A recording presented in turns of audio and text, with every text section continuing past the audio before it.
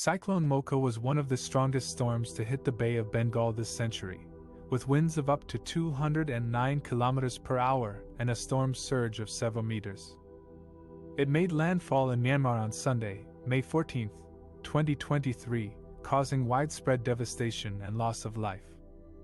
The impact of Cyclone Mocha on Myanmar was especially severe in the low-lying coastal areas of Rakhine State, where more than 185,000 buildings were damaged or destroyed by the cyclone. According to state media, at least 54 people were killed by the storm, but the full extent of the casualties and damage is still unknown due to communication disruptions and access restrictions. Many of the victims were living in camps for internally displaced people, mostly Rohingya Muslims who have faced persecution and violence from the military junta that seized power in a coup, and the junta has declared Rakhine State a natural disaster area and said it is providing relief and rescue operations. But aid groups have reported difficulties in reaching the affected areas without approval from the authorities.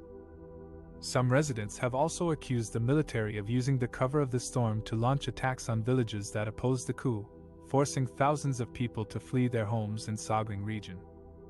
Cyclone Mocha has added to the humanitarian crisis in Myanmar, where millions of people are already suffering from food insecurity, poverty, conflict, and human rights violations. The international community has expressed concern and solidarity with the people of Myanmar and called for urgent assistance and access to the cyclone-hit areas. The UN has said it is ready to support the relief efforts and urged all parties to respect international humanitarian law and protect civilians. The challenges of delivering aid to the affected areas, due to the ongoing conflict between the military junta and the anti-coup protesters, as well as the restrictions imposed by the authorities. Cyclone Mocha has left a trail of destruction and death in Myanmar, but the full extent of the damage is still unknown. The storm hit the country on Sunday, May 14, with winds of over 200 km per hour, blowing roofs off buildings, bringing down power lines, and uprooting trees. The state media reported that at least 54 people were killed and more than 185,000 buildings damaged by the cyclone. However, unconfirmed reports put the death toll much higher, especially in camps where the internally displaced Rohingya minority live. It is thought that those casualties are not being counted by the military junta, which seized power in a coup, and the cyclone also struck at a time when Myanmar is facing a political and humanitarian crisis, with widespread protests against the military regime and violent crackdowns by the security forces. The UN estimates that more than 800 people have been killed and thousands arrested since February 1st. The conflict has also displaced hundreds of thousands of people, many of whom are living in makeshift shelters or hiding in the jungle. These factors have made it extremely difficult for aid groups to reach the cyclone-affected areas and provide relief to the survivors. According to the New York Times, aid groups say they are having trouble gaining access to some regions without approval from the junta. The military has also been accused of attacking villages in other parts of the country under cover of the storm, forcing more people to flee their homes. In some areas, locals have reported that soldiers have blocked roads, confiscated food and water supplies, and prevented volunteers from helping the victims. The situation is particularly dire in Rakhine State, home to many people living in low-lying coastal areas and camps for internally displaced persons, IDPs.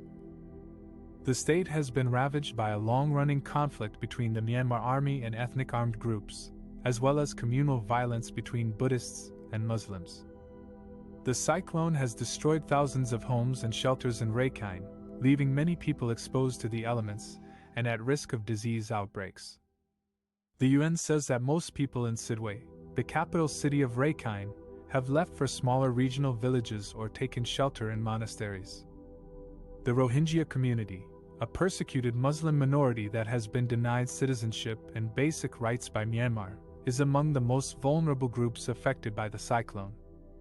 About 600,000 Rohingya remain in Rakhine State, living in squalid and overcrowded camps or isolated villages with limited access to health care, education, and livelihoods. Many of them have been displaced multiple times by violence and natural disasters. The cyclone has damaged or destroyed many of their shelters and facilities, leaving them with little protection from the rain and wind.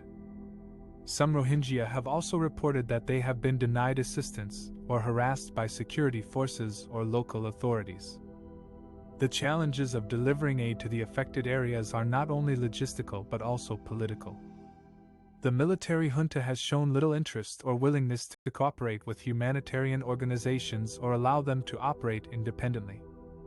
The junta has also restricted access to information and communication, shutting down mobile internet services and independent media outlets. This has hampered the efforts of aid workers to assess the needs of the affected population and coordinate their response. Moreover, some donors and governments have suspended or reduced their funding for humanitarian programs in Myanmar due to concerns over human rights violations by the military regime. Despite these obstacles, some local and international aid groups have managed to deliver some assistance to the cyclone-hit areas, using existing networks and resources. They have distributed food, water, hygiene kits, tarpaulins, blankets, and other essential items to some of the most affected communities. They have also provided medical care, psychosocial support, protection services, and education activities to those in need. However, they acknowledge that their response is far from adequate and that more support is urgently needed. The UN has appealed for $76 million to provide humanitarian assistance to 1.7 million people affected by both the cyclone and the political crisis in Myanmar. However, as of May 18th, only 16% of this amount has been received. The UN warns that without more funding and access, millions of people will continue to suffer from hunger, disease, violence, and displacement. Cyclone Mocha was one of the strongest storms to ever hit Myanmar. It came 15 years after Cyclone Nargis killed 140,000 people and devastated large parts of the country. The impact of Mocha has been compounded by a complex humanitarian emergency that has been unfolding since February 1st. The challenges of delivering aid to the affected areas are immense and require a coordinated and principled response from all actors involved. The situation of the Rohingya refugees in Bangladesh, who face the threat of flooding and landslides in their overcrowded camps, and the efforts of humanitarian agencies to provide them with shelter and assistance. One of the most vulnerable groups affected by Cyclone Mocha was the Rohingya refugees in Bangladesh. About 1 million members of this stateless community, who fled persecution in nearby Myanmar during a military crackdown in 2017, are living in the sprawling and overcrowded camps in Cox's Bazar. These camps are located in low-lying areas that are prone to flooding and landslides during heavy rains and storms. Cyclone Mocha destroyed thousands of flimsy shelters made of bamboo and tarpaulin, leaving many refugees homeless and exposed to the elements. The storm also damaged water and sanitation facilities, health centers, schools, and roads in the camps. 3 people were reported dead and dozens injured in the camps due to the cyclone. The refugees faced not only the immediate danger of the cyclone, but also the risk of disease outbreaks such as cholera, typhoid, and COVID. The storm disrupted the vaccination campaign against COVID-19 that had started in April for the refugees. Many refugees also lost their livelihoods and belongings in the storm. Despite these challenges, the Rohingya refugees showed resilience and solidarity in coping with the disaster. Many helped each other to evacuate, repair shelters, clear debris, and distribute relief items. Some also volunteered to join the disaster response teams and assist the humanitarian agencies. The humanitarian agencies, including the UN agencies, the Red Cross and Red Crescent movement, and various NGOs, had prepared for the cyclone by pre-positioning emergency supplies, mobilizing staff and volunteers, and raising awareness among the refugees. They also coordinated with the Bangladeshi authorities and local communities to ensure a timely and effective response. After the cyclone passed, the humanitarian agencies launched a massive relief operation to provide shelter kits, hygiene kits, water containers, hot meals, medical care, and psychosocial support to the affected refugees. They also worked to restore essential services such as water, sanitation, health, and education in the camps. The agencies appealed for more funding and resources to meet the urgent needs of the refugees and to help them recover from the cyclone. The situation of the Rohingya refugees in Bangladesh highlights the vulnerability of this population to natural disasters and climate change. It also underscores the need for a durable solution to their plight, which can only be achieved through addressing their root causes and ensuring their rights and dignity.